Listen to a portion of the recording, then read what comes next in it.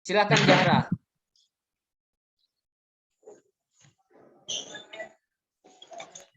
Assalamualaikum warahmatullahi wabarakatuh. Saya Zahra Tika. Selalu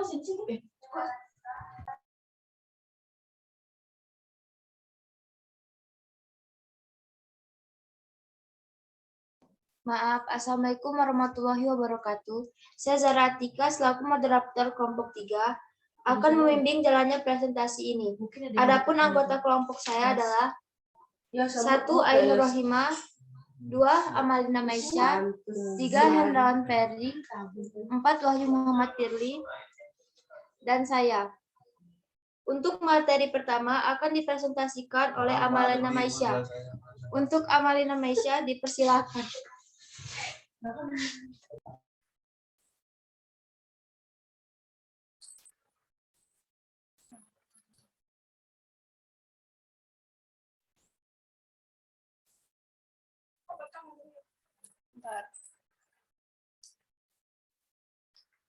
Ya, sebelumnya, Assalamualaikum warahmatullahi wabarakatuh.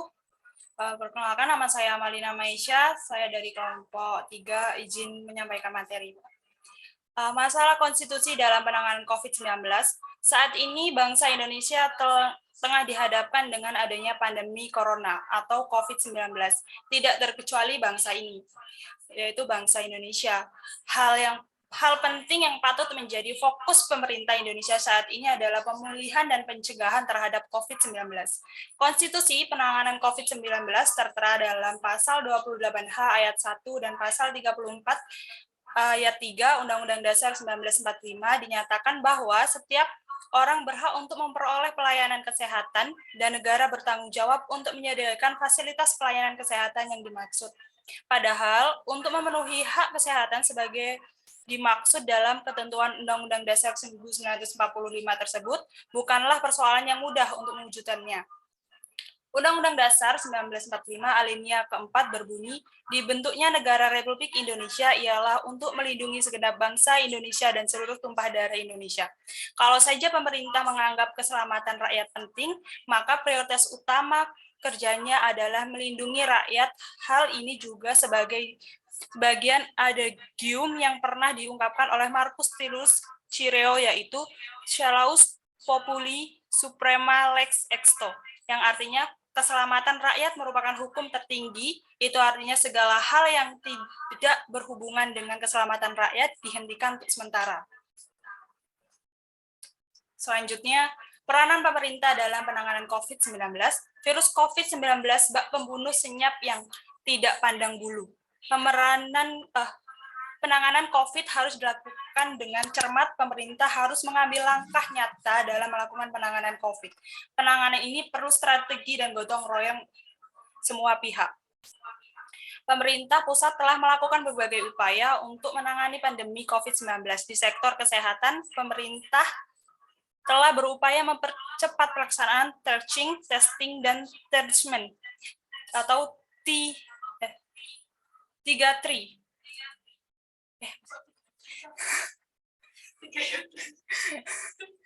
Memenuhi obat antiviral untuk pengobatan pasien COVID-19, pemenuhan kebutuhan oksigen, percepatan vaksinasi untuk seluruh penduduk Indonesia. Di sektor ekonomi, pemerintah telah melakukan pencapaian dalam penyaluran ragam bantuan sosial atau bansos untuk masyarakat. Serta di sektor lainnya, pemerintah telah mengeluarkan skema-skema kebijakan untuk meminimalisir dampak pandemi sebelumnya. Dilakukan semata-mata untuk melindungi seluruh bangsa Indonesia atau rakyat Indonesia.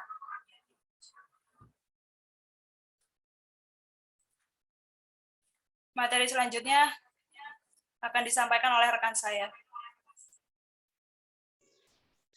Oke, tentang persoalan konstitusi. Persoalan konstitusi dalam konteks penanganan COVID adalah bagaimana kesadaran aparatur pemerintah untuk menginsersikan substansi konstitusi menghadapi wabah COVID. Oleh karena itu, penanganan yang luar biasa, sistematik dan terpadu harus dilakukan untuk konstitusi penanganan COVID. Masalah konstitusi ini utamanya terjadi sebelum dan pekan awal ditemukannya kasus positif corona, serta sebagian lagi masih berlangsung saat ini. Pertama, sikap penjabat-penjabat pemerintah yang cenderung menolak mentah-mentah atau mengabaikan fakta bahwa virus corona mengintai semua spesies manusia. Padahal kenyataannya virus ini telah menyebar secara eksponensial.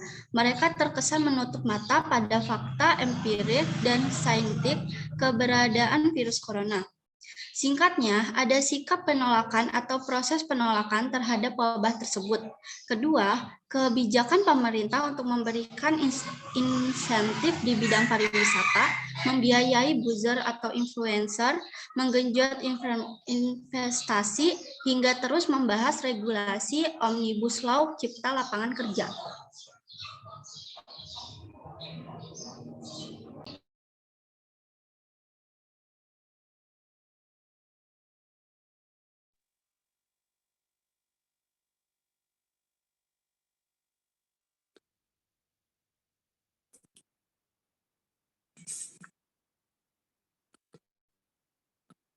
Selanjutnya Jara. Materi selanjutnya.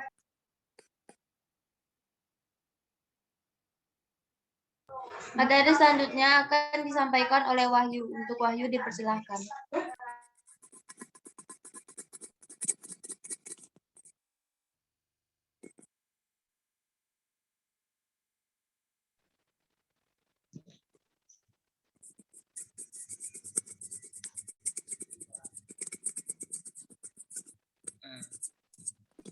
Sebentar, HP saya nge-lag.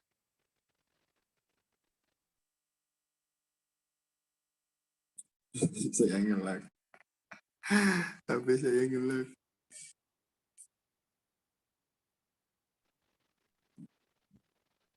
Maaf, masih macet. Astagfirullah, itu macet.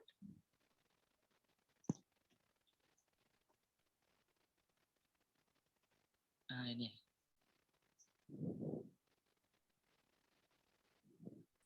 Wahyu. Sebentar, rekan-rekan, HP saya masih macet. Ya Allah. Aduh.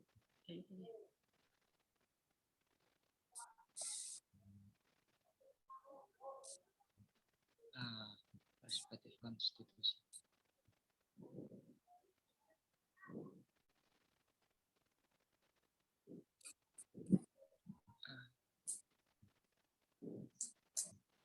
Maaf karena menunggu.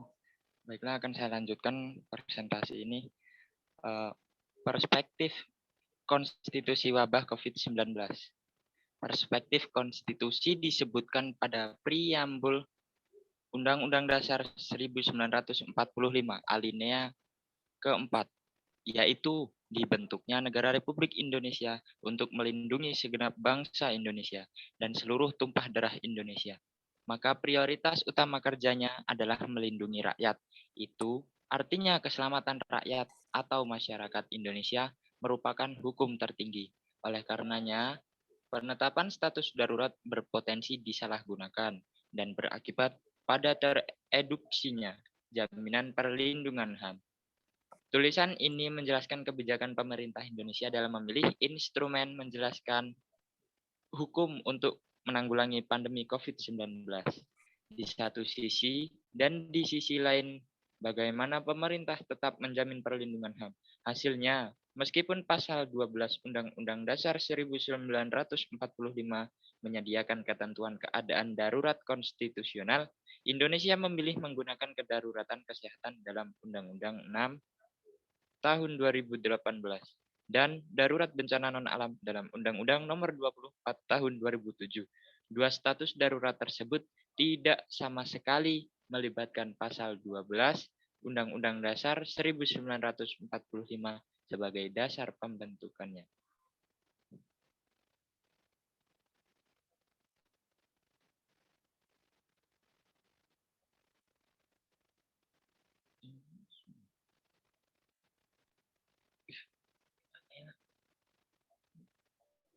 Terima kasih untuk Wahyu.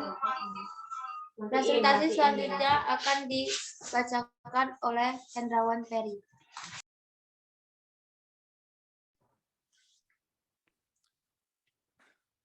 Solusi untuk COVID-19. Hal ini patut menjadi fokus pemerintah ke depannya agar mengutamakan untuk perlindungan dan keselamatan kolektif rakyat. Keselamatan kita sebagai rakyat pun harus peduli sesama untuk menghindari wabah COVID ini. Penanganan yang sangat mudah melalui jaga jarak, kenakan masker, cuci tangan, melakukan vaksinasi, dan yang terakhir adalah patuhi protokol kesehatan itu sendiri.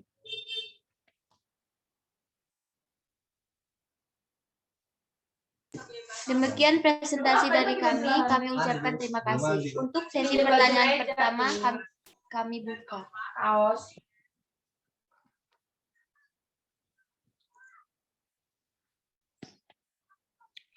Assalamualaikum warahmatullahi wabarakatuh. Saya dari kelompok 5. Saya bernama Fadlur Rahman. Izin bertanya, apa yang dimaksud dengan persoalan konstitusi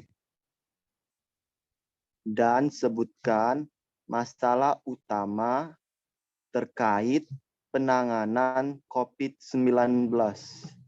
Kedengaran nggak? Kedengeran, ya. Oke, udah bisa dimengerti ya?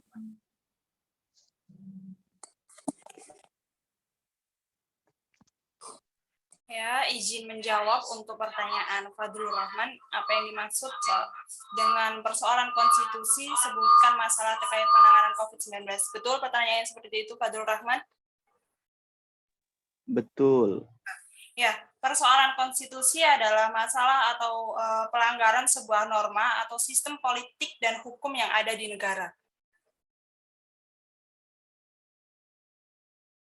Masalah utama terkait penanganan COVID, yang pertama terkait regulasi anggaran dana merupakan kasus pemerintah daerah untuk melakukan penyelesaian aparatur APBD dalam rangka penanganan COVID. Terus yang kedua, permasalahan terkait penanganan dampak pandemi itu sendiri. Sudah cukup? Apa ada lagi yang ingin dipertanyakan? Sebaiknya sudah cukup jelas. Terima kasih atas pertanyaan Fadlur Rahman dari kelompok 5. Terima kasih. Ada lagi yang ingin bertanya, teman-teman?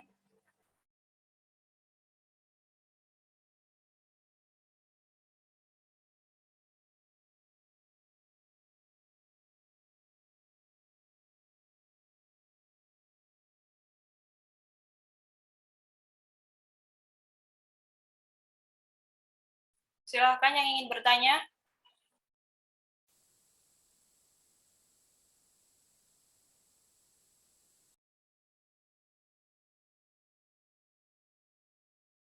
Jika masih ada yang ingin bertanya, kami persilakan. Izin bertanya. Perkenalkan, nama saya Nuriel Sabriani dari kelompok 1. Saya izin bertanya ya. Menurut kalian, apakah peran pemerintah itu cukup penting dalam penanganan COVID dan bisa menurunkan angka penyebaran COVID? Terima kasih.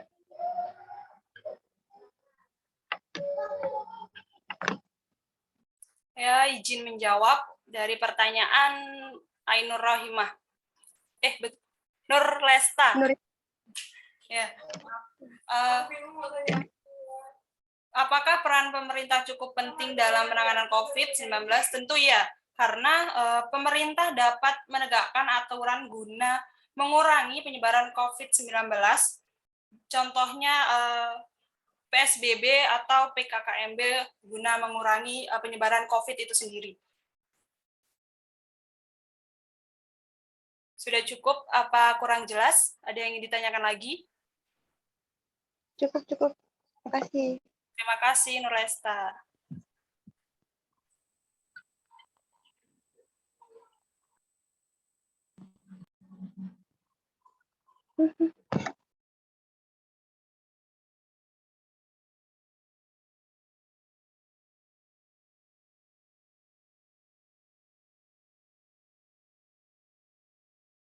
Apakah masih ada yang ingin bertanya? Izin bertanya. Saya Yudi Ya, Prasetya dari silakan. kelompok 1. Saya mau nanya, apakah yang dimaksud dengan wabah? Apakah COVID ini bisa lebih cepat menyebar dibandingkan wabah yang lainnya? Terus faktor-faktor apa yang menyebabkan terjadinya COVID itu? Bisa diulang Terima kasih. putus-putus. Apakah yang dimaksud dengan wabah?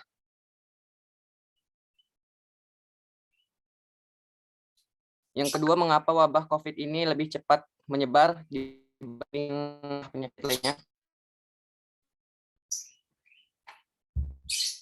Yang selanjutnya, faktor-faktor terjadinya penyebaran COVID. Terima kasih.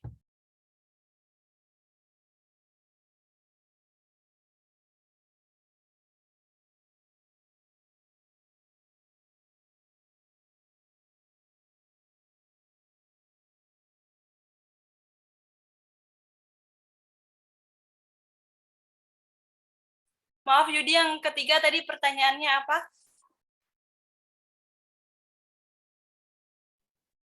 Faktor-faktor terjadinya penyebaran COVID. Ah ya, terima kasih. Sebentar ya, mohon ditunggu untuk jawabannya.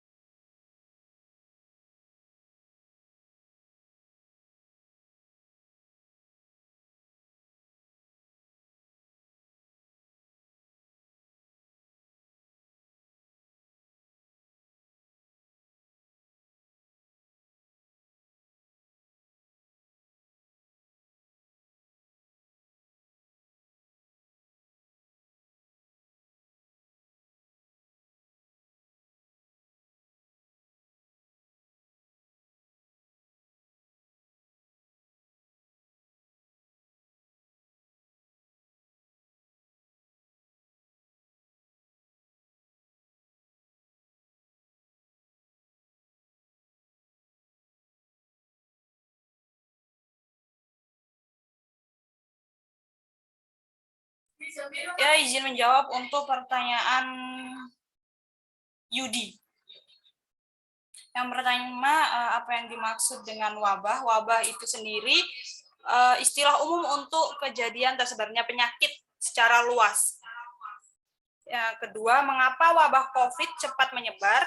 Itu karena masyarakat atau orang mereka abai dengan penyakit atau virus yang terjadi sehingga COVID atau wabah COVID itu sendiri cepat menyebar tanpa adanya penanganan yang tepat. Terus faktor penyebabnya yaitu tadi lupa untuk mengikuti anjuran yang disarankan oleh pemerintah, melanggar aturan dan sebagainya. Apakah cukup? Atau ada lagi yang ini dipertanyakan?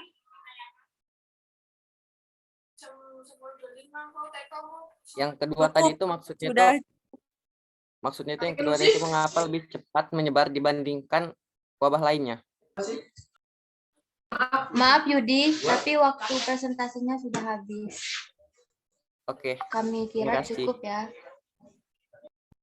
Demikian presentasi dari kami ucapkan terima kasih. Dan mohon maaf bila ada salah. Wabillahi taufiq wal hidayah. Wassalamualaikum warahmatullahi wabarakatuh. Waalaikumsalam warahmatullahi wabarakatuh. Waalaikumsalam warahmatullahi wabarakatuh.